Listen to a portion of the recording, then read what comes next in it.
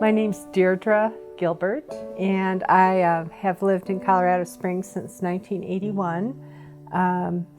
My husband and I moved here from Germany, and he had his own business. He left the military and started his own business, and I was a public high school teacher for many, many years.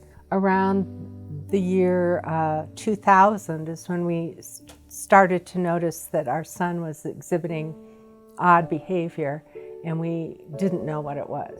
But it turned out that he is living with mental illness.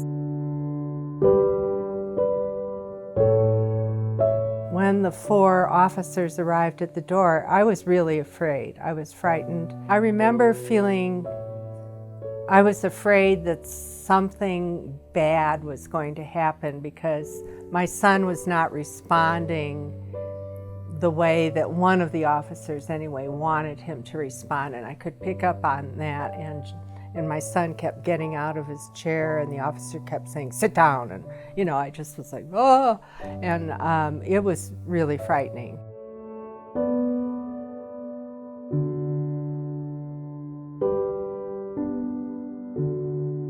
I was absolutely relieved to meet other family members who had loved ones who were mentally ill or had a diagnosis of mental illness.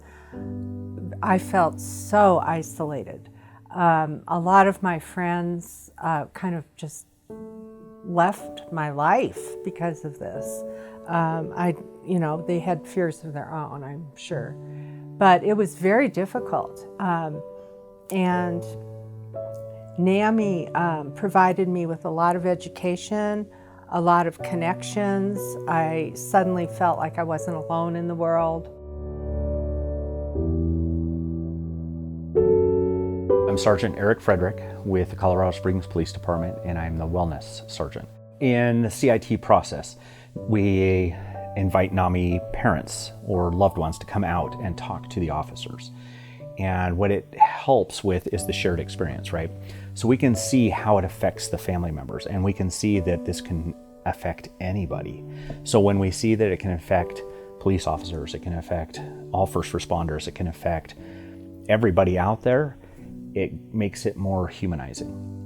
And that way we can have a little bit more compassion. The one thing I would love officers to know about NAMI is that it's a resource, that the cops can be proactive in contacting NAMI and connecting the family with NAMI so that the resources are provided to the family and the client, and hopefully prevent calls for service in the future. I can speak from my own experiences that I have had to really learn patience, and I know it really well now, and I think that is something that the officers will find works the best with people living with mental illness. It's a lot of patience, a lot of low tones, calm voice, no quick movements, things like that.